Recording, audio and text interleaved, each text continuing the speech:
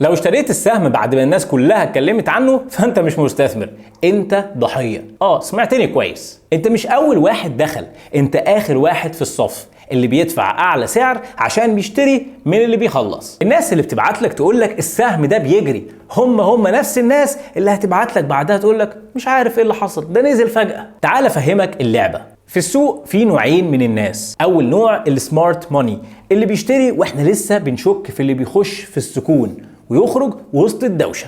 2 الفومو تريدرز اللي بيخش اول ما بيشوف السهم ترند او اول ما يسمع صاحبه بيقول له انا دخلت وطلعت ب 30% فيلحق بسرعة ويقع في الفخ. عايز تتجنب الغلطة دي؟ اسأل نفسك 3 أسئلة قبل ما تشتري اي سهم.